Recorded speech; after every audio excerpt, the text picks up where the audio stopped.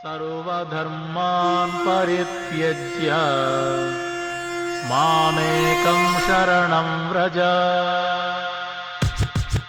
The miseries of material existence and the most hopeless conditions of life is the best possible opportunity to turn to God.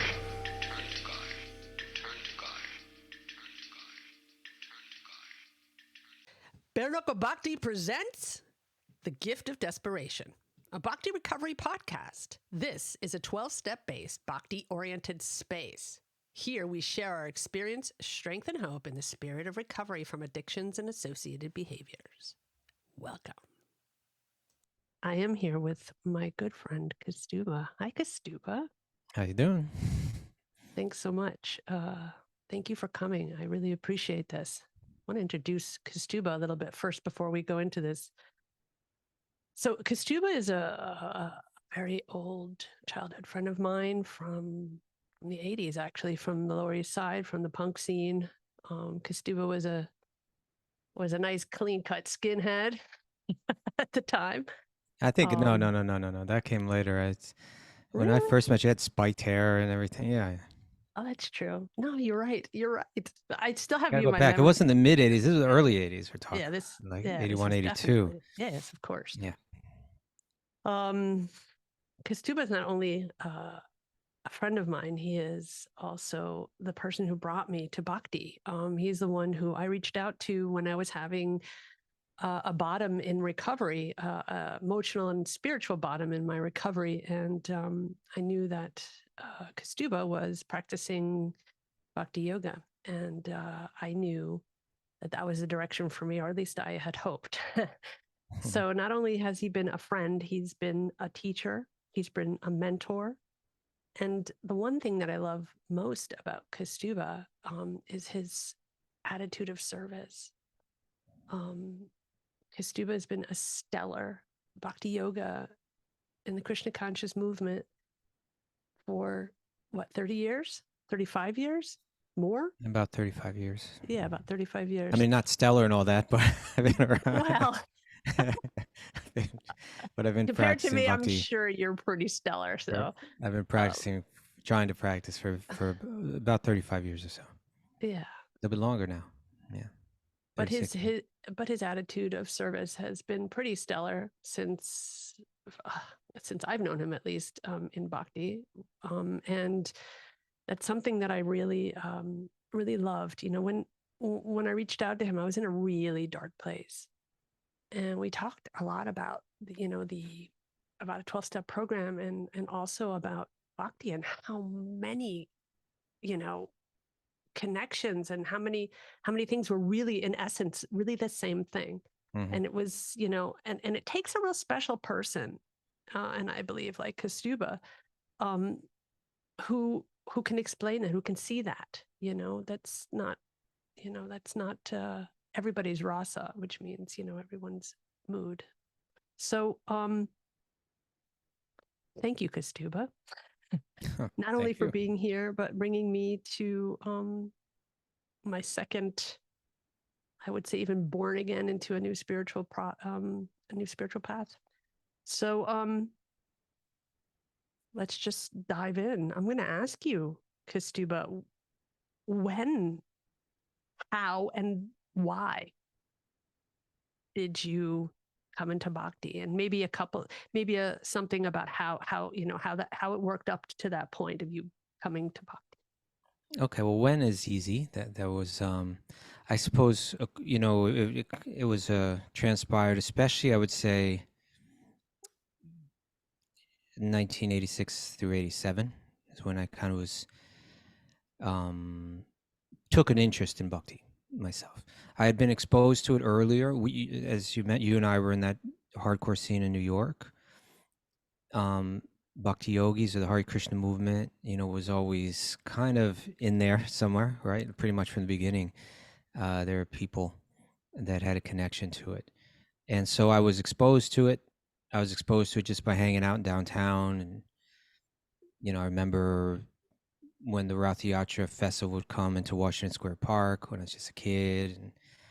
And, that exposure was there. I had no interest in it at that point, but there was always some exposure to it. But within that hardcore scene, certain people got into it, and they became friends of mine. But still, it wasn't quite. I still hadn't taken interest in it myself. So but the when is, let's say, 86, 87, like that. And you said when something and why. When, Oh, and why? how. Okay, well, yeah. So how, I suppose maybe get to the why. Um, Mhm. I look at it this way, that when I was like a little kid, my heroes in life were like sports figures. And Like baseball. yeah, baseball, football. Mhm. And when I got into my, I don't know, around 12 maybe or something like that, Mhm. I started getting into like rock and roll, like the Rolling Stones and the Who and stuff like that. It's just that kind of replaced all that for me. I was losing interest in sports, and there was really something happening in this music thing, and through that music, it just introduced me to so many things about life. It introduced me to art and politics and so many other things. And so my heroes went from being like athletes to being musicians, but the music was kind of just like opening up doors to what life was about. So And just yeah. a question before that, just before you move on.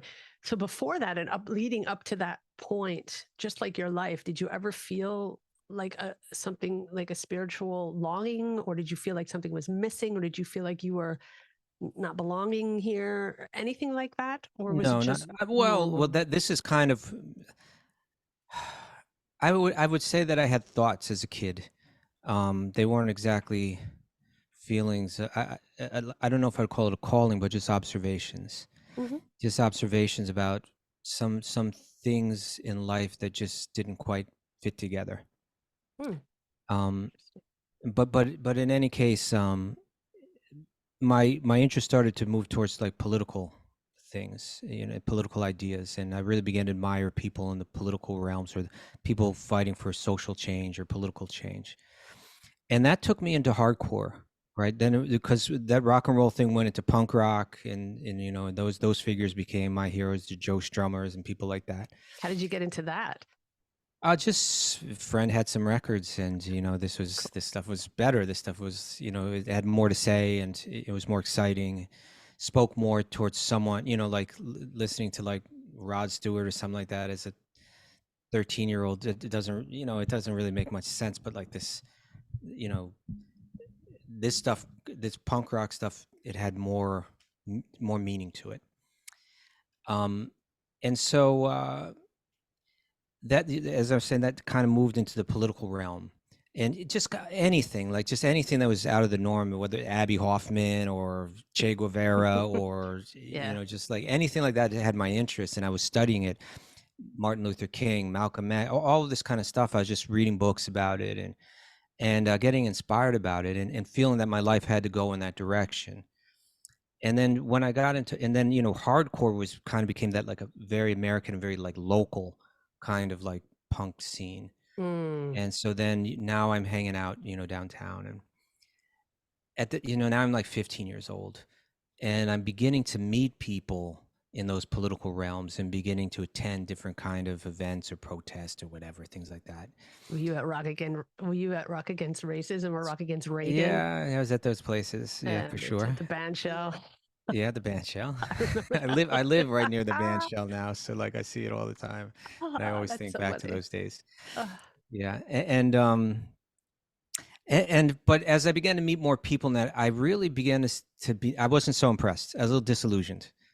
A lot of those figures seem to embody the same kind of ignorance or hatred, or however you want to label Which it. figures? Just Who do figures you in those political realms, those different kind right, of yes. activists Okay, and stuff yes, like that. okay, yeah, sorry. It just occurred to me that they really, they're not. It was kind of hollow. It felt hollow to me. Much of it felt hollow to me. And that's kind of started getting me thinking more spiritually. And at this point, even the music was getting more spirit. I'm listening to more reggae music or soul music, stuff that had more kind of a deeper spiritual influence in it. And so that at that point, I was searching more deeply into that. And I don't want to get too I don't want to get too sidetracked. But at at a certain point in my life, I think when I was 18, I just got in a fight with one kid. It was always stupid stuff, but I got stabbed. And it happened in a way that was like really like it was really dirty. It was like it was like I was kind of had won, and he was kind of, and I kind of he was kind of begging me to stop, and I did, and then he took out a switchblade, and the fight re-ensued. Whoa. And he stabbed me a couple times, and one of my friends was there, and he pulled me back. I didn't even realize that I'd been stabbed, and he pulled me back, and just blood was just like pouring down, my, just soaking my clothes and pouring down my body. And so after that incident, there was some kind of introspection there of like, how am I going to categorize this, and how am I going to think about this, and how am I going to feel about this person? Over the course of months, I kind of, it was a bit of a, because at that point, my friends were all like these real kind of New York City kind of street kids, tough kids, tough guys. And I know how, yeah. Sorry, was there like some shame in that? Like, oh, I got stabbed? Or was there more like No, glory it was in more that? like I think it's more of a cool thing than a shame. That's okay, good. But I know how all those friends would have dealt with it. Like those friends would have never let him up in the first place, like, and it just made me think, where do I go? I think I was 18. So like at that point, you're really beginning, you're really coming of age at that point, like what the future holds. And I you are not me. At 18, I was like, what? No, okay, but go ahead, sorry. well, maybe even without, I think maybe everybody to some degree is kind of like, sure. their future is kind of getting mapped out, more and more independent. Yes. At that age. And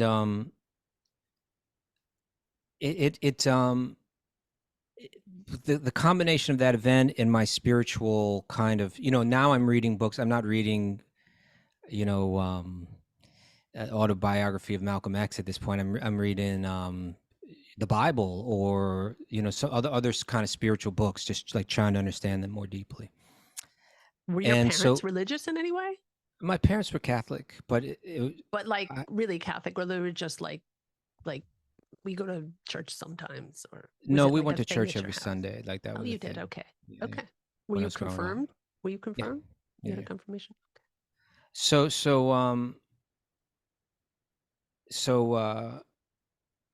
Any case, so at that point, I kind of I felt like I had a choice. I'm either going to just be like the street guy and go deeper into that and just get tougher and just like, or I'm going to kind of follow the spiritual path, which is in one sense the opposite. It's like it's kind of becoming kinder, more thoughtful, that my vision become more universal.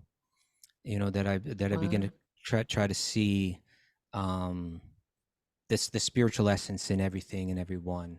So is this sort of hindsight, or was this really what you were thinking at 18 years old? Were you really? I wasn't thinking of it that clearly, but it was. It was in that. Okay. With hindsight, I see it more clearly, but definitely that tension of where does this go now? It was kind of an incident that made me have to choose. Where the path forks off, and you go, okay, now where do I go now? Yeah, and even that, it was kind of like still gradual, but it definitely kind of like it created a point in my life that that had me going in one direction or another. So I went more towards the spiritual, and I went deeper into that, and I was reading more. Now, ironically, the people that were going to help me go deeper into that were like the toughest of these guys, but they were into it. They were into bhakti somehow, and so through my friends at that point, I started reading Prabhupada's books, Bhagavad Gita, Ishopanishad, uh, um, Science of Self-Realization, little books, books like And that. did you get someone to explain those to you? Like, had someone Well, it was explain my to you? friends. They were explaining it to me. Okay, so they explained really the Gita, like what that whole thing is about and stuff. So you had a little bit of a rough. It's not exactly like they frame. gave me a thorough study of the Bhagavad No, Gita, no, of course not. Just but a but small. they could answer my questions. Wow. They could answer my questions about karma, questions about reincarnation, questions about God. They had really good answers to it all, and nobody else did. Nobody else had such solid, consistent answers. And so my faith was increasing. So that, especially over the course of 1986, that was developing. And in 1987, beginning in 1987, I was in the apartment of one of my friends' home, and that was John Joseph, from the Cro-Mags, and he had an apartment on Clinton Street, and there's a program. That apartment. It was right across the hall from Maggie, if you knew Maggie. Yes, of course, in Maggie. Yeah, Yes. and so in any case, it was just some Hare Krishna program. Okay, I'll check it out. Why not? And there'll be some good food there, so that's always a bonus. And it was only a few of us there, maybe 5, 6, 7 people, something like that. And Tamal Krishna Goswami walked in, and I had never seen anybody like that before. And he sat down. He spoke. Spent time. He was probably the most influential person in the Krishna consciousness movement at that point. Was he wearing saffron at the time? Yeah, he was a full-on sannyasi and everything. And he, he spent this time with just these totally lost kids, Wow. just a handful of us there on the Lower East Side, And after I walked out of there, I said, okay, this is it. I was convinced at that. I was reading those books for some time before, and everything was resonating, but I wasn't quite ready to, put on the beads and say, okay, this is me. But after that, I said, okay, this is it. And from that moment, really walking out of that little get together that night, when I stepped out on the sidewalk, I said, okay, this is it. Now, I knew this is my direction. I'm going to follow it. And so that was, I'm literally tearing up right now. Sorry. It's like really visual because I know where you are. I know the apartment and I can visualize everything. And I know the people that were there. Yeah. And I wasn't there at the time, but I can it would have been great if you were. It would have been great, but I'm just really tearing up listening to this because these are things like that's that one thing that happened. You're in the, there's no coincidences, but Krishna had you there in that place at that time. Yeah. I often feel it's, certainly he said certain things. I only remember vaguely the topic and everything like that. But it may have been that any other person may have stepped in there and said the exact same things and it wouldn't have had the same effect. Absolutely. But somehow there was a heart-to-heart exchange right there that just set something off, from his heart. It went into my heart. And I walked out there with that right here, and it never went away. Oh my God. So, yeah. So that's how. Maybe it's why too. I don't know, but the when, how, why. That definitely is the why. Okay. As far as I'm concerned, that is definitely the why. So you would say that he just gave you this prema bhakti right there, just boom. Well, he did. I prema, that's something that, but the seed, the seed of that was fructified by his words, by his presence. No doubt in my mind. And that was the beginning of the little growth of my growth towards prema, hopefully. And so how many of those people that were in that room with you on that day? Yeah. How many of them are still in Krishna consciousness? Well, the people that were there, the people that I remember, the only people I really remember was John, Harley, Dave, Crazy Dave, and wait, which Dave? Not say Dave Surgeon, the other Dave. Crazy Dave. Do you remember Crazy Dave that used to always hang out with them? Cuban Oh yeah, Mohawk. Right? I Yeah. remember. Yeah. Yeah. So he was there.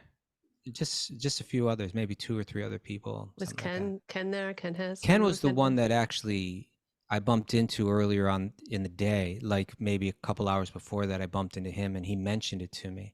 I don't know if he went, maybe he did, but he's the one that mentioned it, and Wow. from that I went. Yeah. And you're in contact with any of these people? I keep a little bit in contact with Harley. I bump into Hmm. John on the street sometimes. Crazy Dave, I haven't seen him in a very long time, Is he still and alive? Do you I'm know? not sure. I haven't heard that he passed away, but Oh, yeah, I don't okay. know.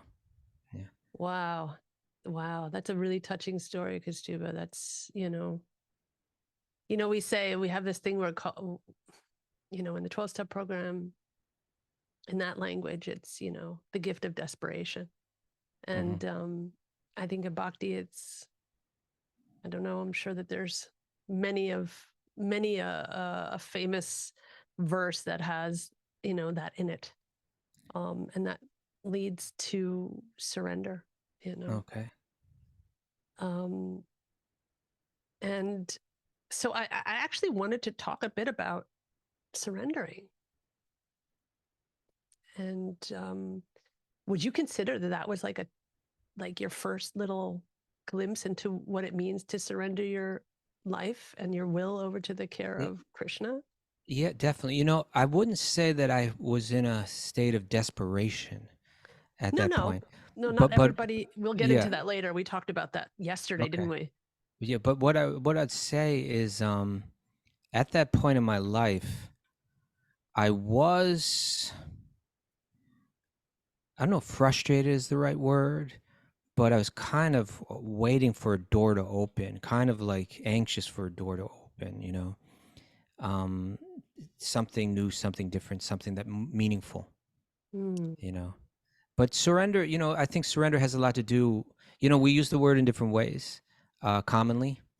Mm. Like I think maybe the first thing people think about when you say surrender is almost like in a military kind of, in a battle, you Yeah, I guess. surrender. Yeah, I guess a lot of people, normal people do. Yes. Yeah, and that would seem like a humiliation or a failure, that kind of surrender. None of the And 12-step world.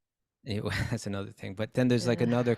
Sometimes it's used almost poetically, like in a romantic way, Mm. like someone's trying to woo the other person, and for whatever reasons they have their hesitations, but the sincerity of the person, that their love is so pure that eventually the person surrenders, and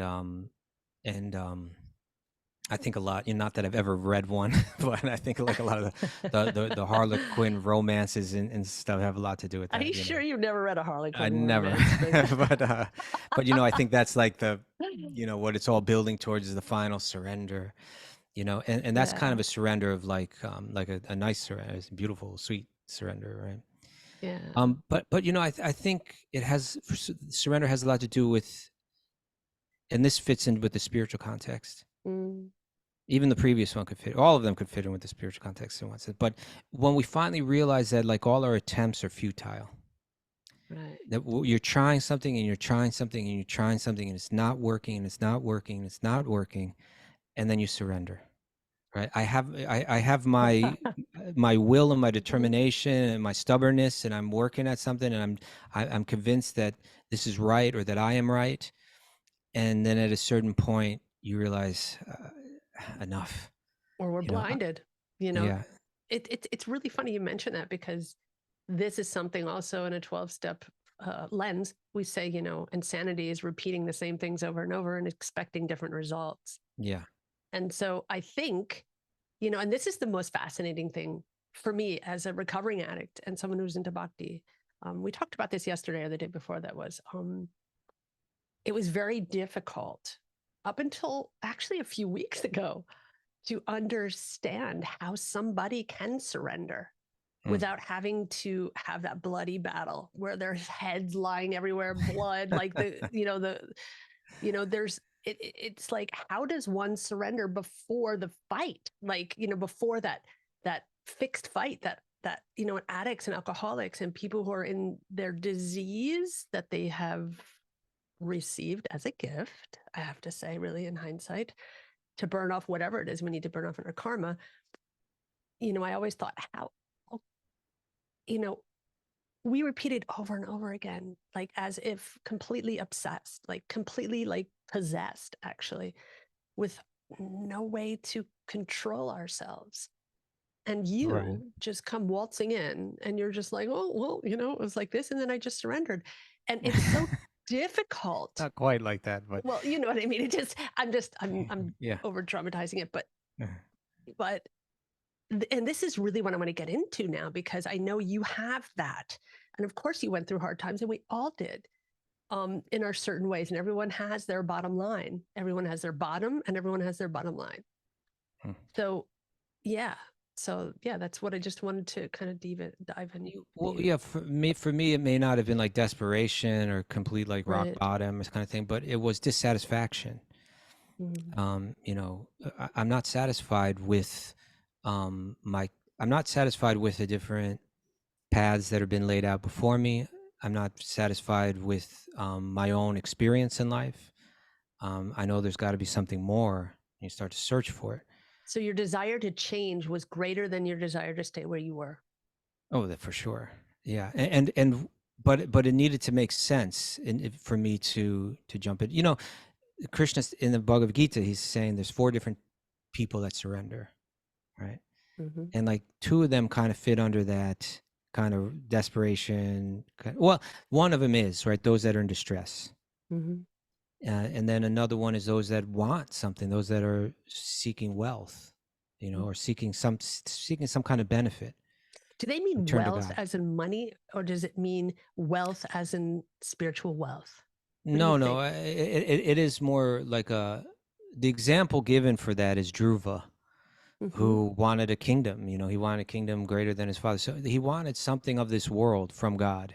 Okay. And then you surrender. If you're the one that can give it to me, then I'll surrender to you. But then It's there's kind of also selfish. well, it's not. It's impure. Yeah, it's not pure, but it's turned in the right direction. Yeah, so true. So true. Yeah. And then there's the inquisitive, and then there's those that come in knowledge, and then Krishna says, and of all of them, the one that's coming in knowledge, he says they're very special, or it depends how you want to translate. They're the best. Because they're coming with, and then they engage in bhakti, because bhakti means there's no motive, right? Bhakti means I'm not wanting to take something. It's not I'm in distress and I want you to relieve my distress.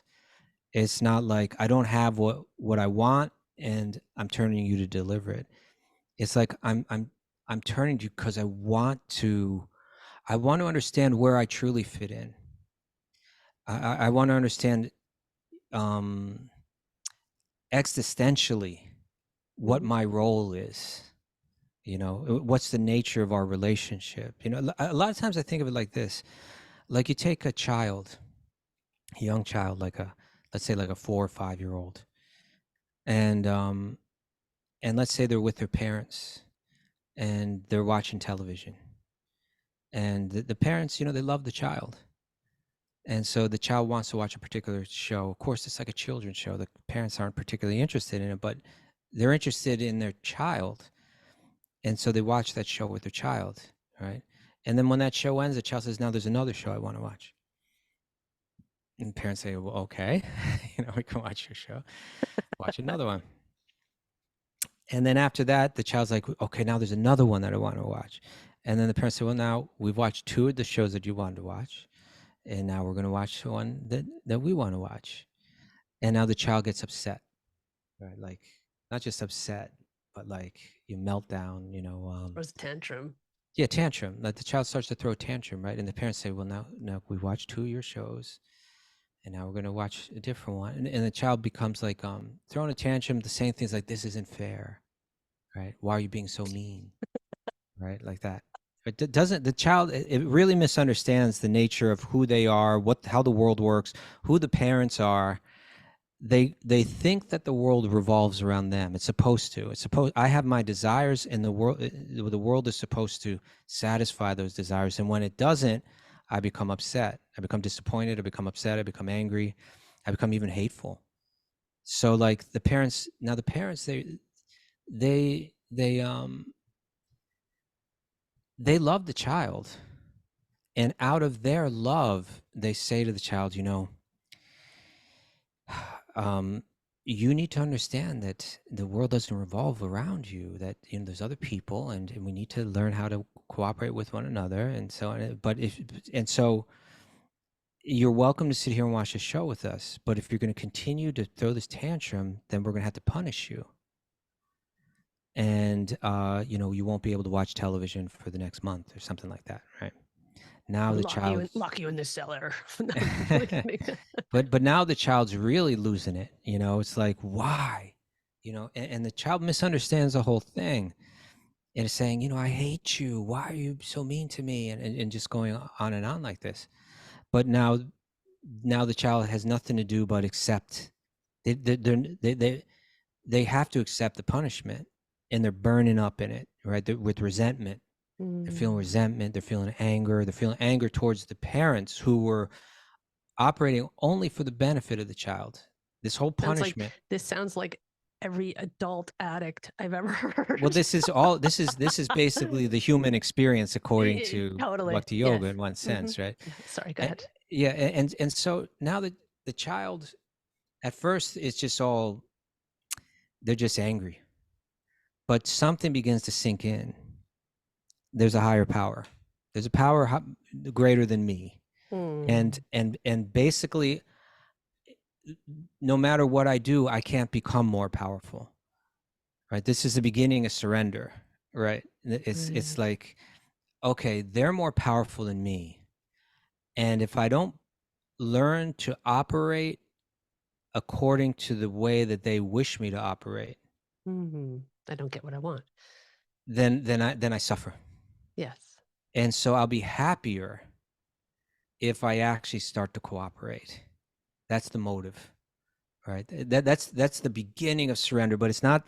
This isn't pure surrender. But that's the intellectual surrender. That's the okay, I got to think about that. But there are those who just throw tantrums. Yeah, I'm gonna win. I'm gonna win. Yeah, never. So this is the beginning of intelligence, right? Like the kid's like, okay, there is a higher power. When I satisfy the higher power, the higher power has some, for whatever reason, they have some idea of how I'm meant to operate in this world. That's the existential situation here.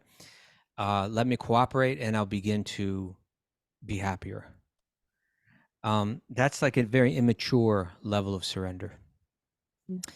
But now the child is operating in the home according to the wishes of the parents, and they're doing their chores, and they're more reasonable when it comes to the television or whatever. It's like now they're and the parents are saying, okay, this kid's moving forward. It's like the parents knew that the child would never be happy the way they were, in ignorance, thinking that the world revolves around them. That was the whole point to the punishment, was to help them understand.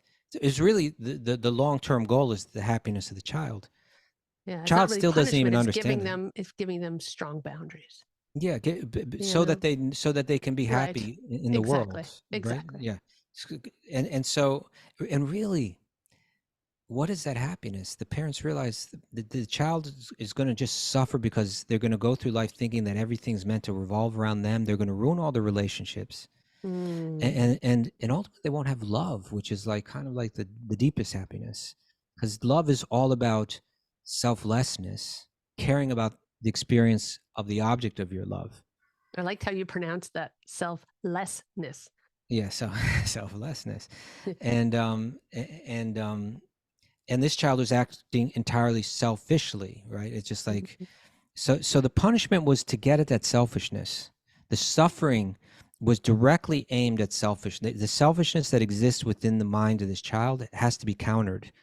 And we tried to do it through reason, and it didn't work. So then we had to do it through punishment.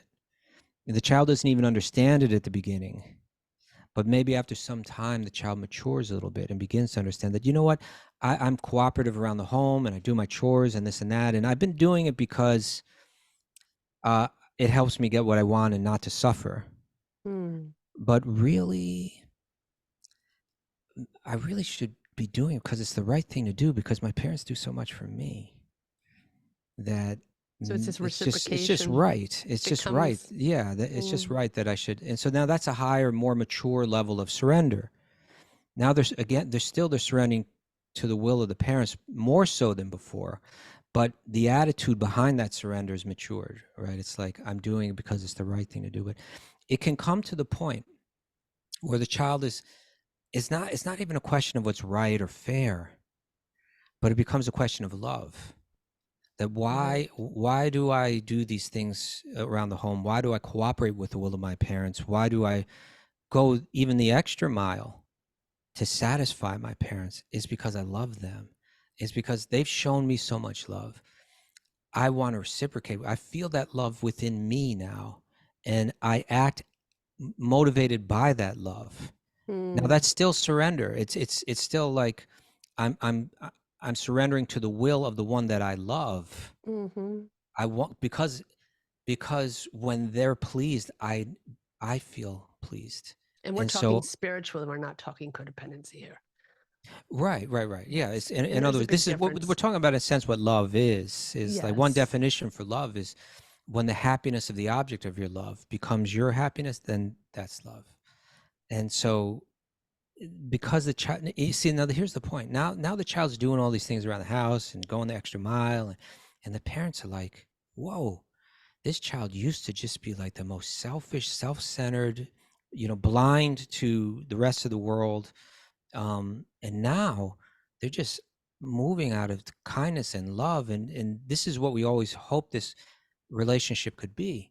And now you see the parents always had love for the child, but the child couldn't understand it or feel it. As a matter of fact, even the punishment was out of love, but the child interpreted that as cruelty. Yes. Right. But and so it was like this flow of love was coming one direction, and the child's ignorance and selfishness was blocking its experience of that love. Right. But now the ignorance is gone, the selfishness is gone, the love is being felt by the child, and it's being returned. There's nothing interfering with that two-way flow. And that's actually now we're at like the most mature level of surrender, right? Hmm. There's still the child is still dependent on the parents for its shelter, for its food, for its all of that, but the Nice. child recognizes that and is still one is dependent on the other, but the love is flowing both ways, and both are feeling that and is feeling the joy of that. So Nice. you could say that's where bhakti leads. In other words, that whatever we're going through in life, whatever frustrations, whatever quote unquote punishments that we're experiencing, whatever karma is dealing us, we're beginning to interpret it in a more mature sense. At first, we're thinking, "Why is the world like this?" Or "Why me again?" Or this life sucks, or if we have some conception of God, why would God do this or something like that? At first, Right.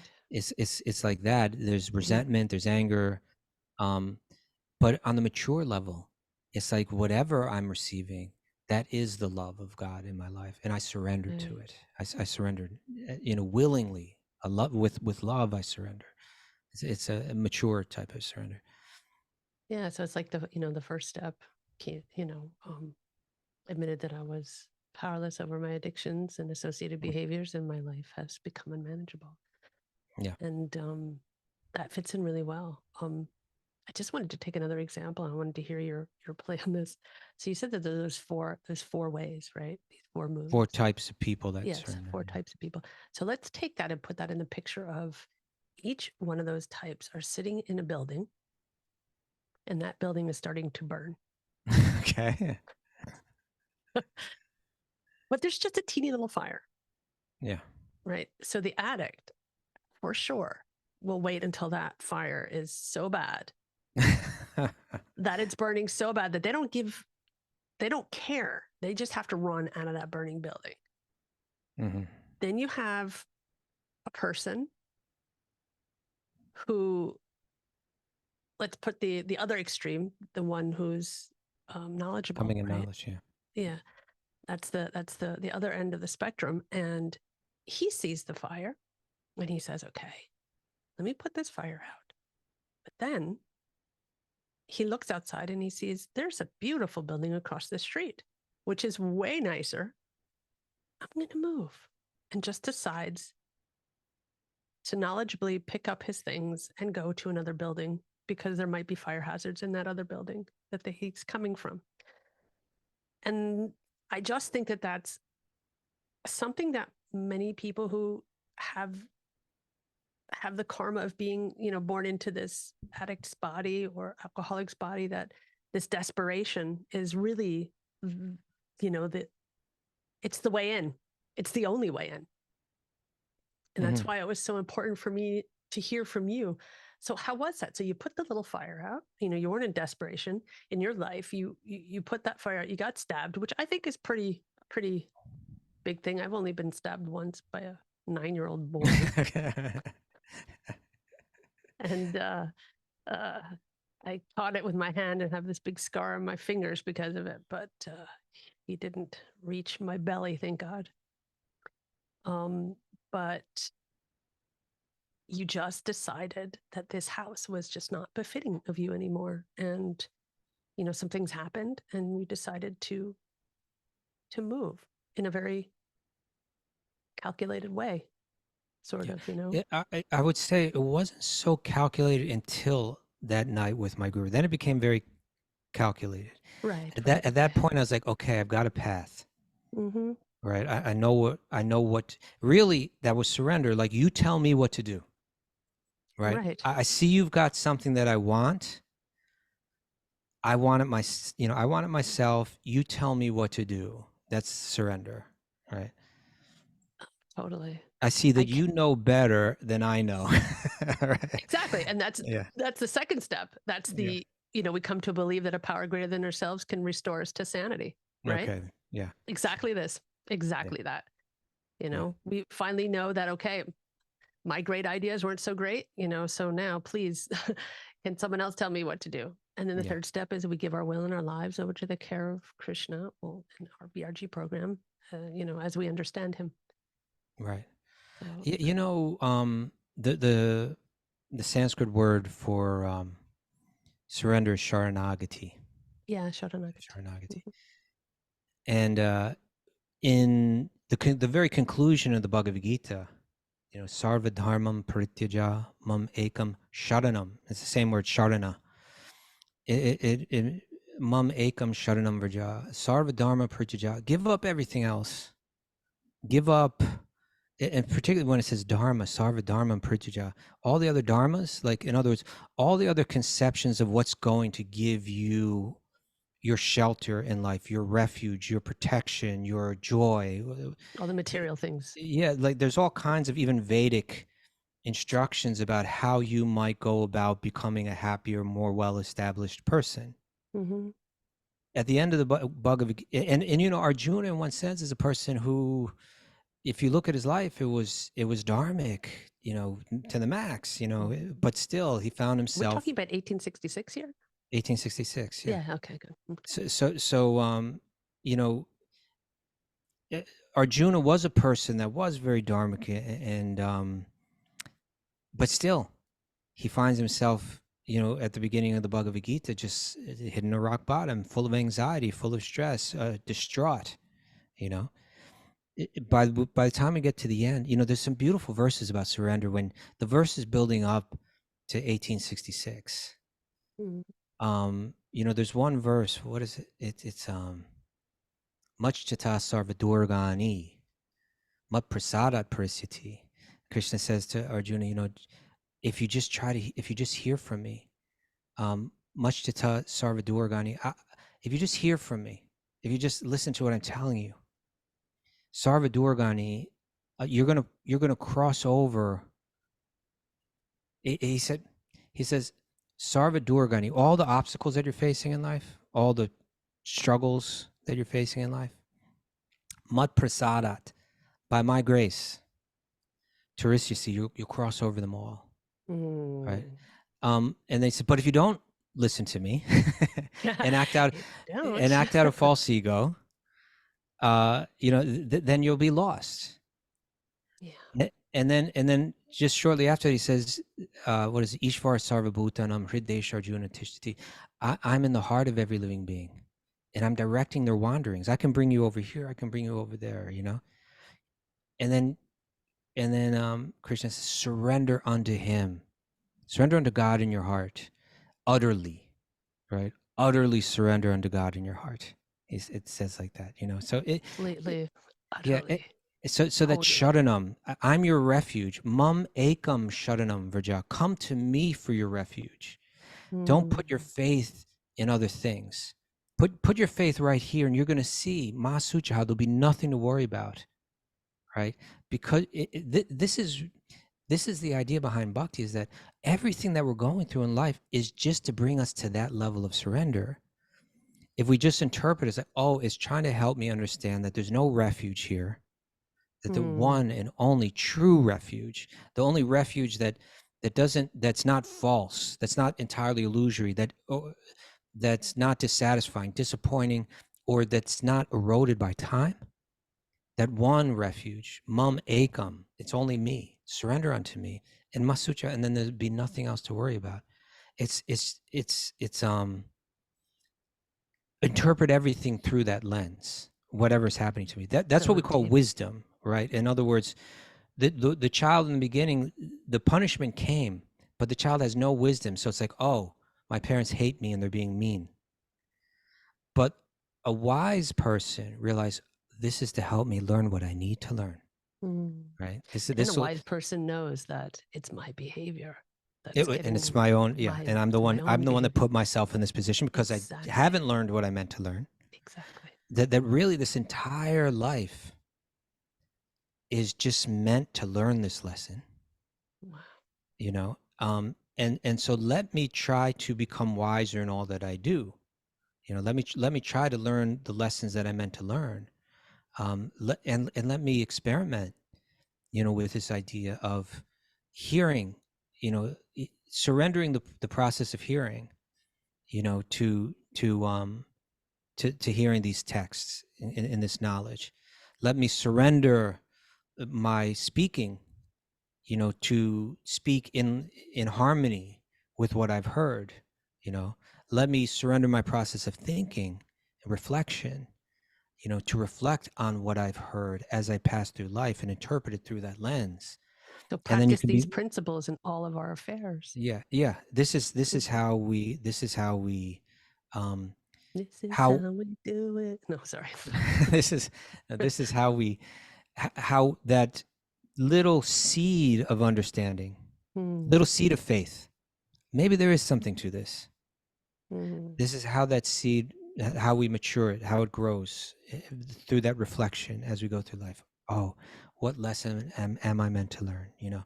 This is the life of the surrendered bhakti yogi.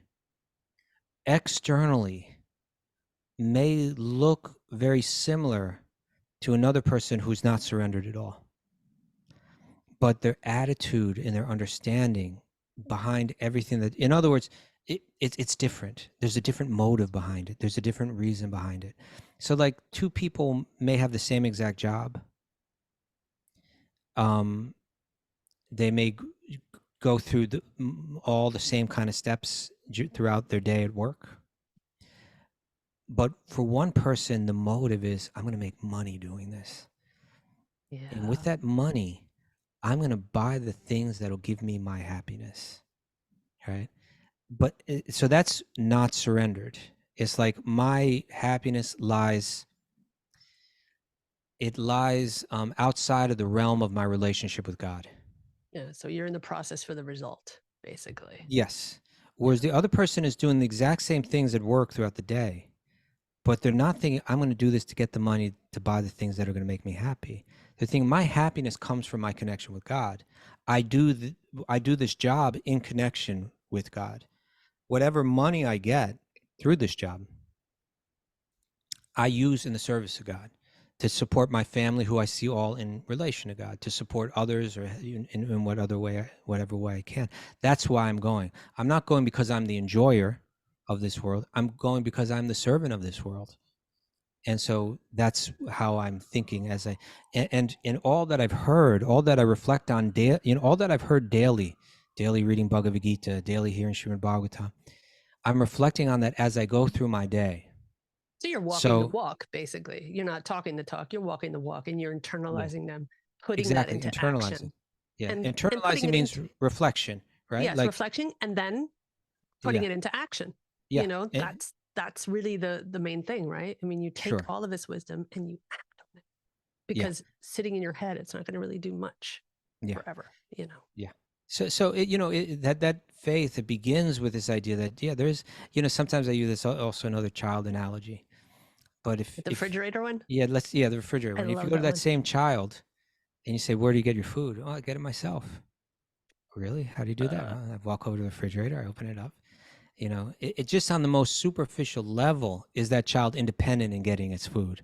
The fact is that it's because the parents earned the money, bought the food, transported the food to the refrigerator, thinking of the welfare of the child at every step.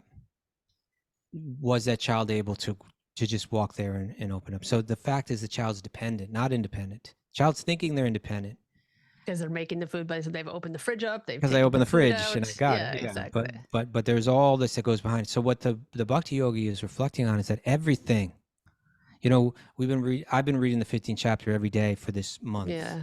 Right. Yeah. So it goes into that, and it's and it goes to the food, because food is the most fundamental need, right, of the human in one sense. Right. So it's like Krishna saying, you know, I'm the light of the sun, right? I'm the moon, right? So like, and it describes it's the sun that grows the food, right? It's the moon that invests that food with flavor and with nourishment.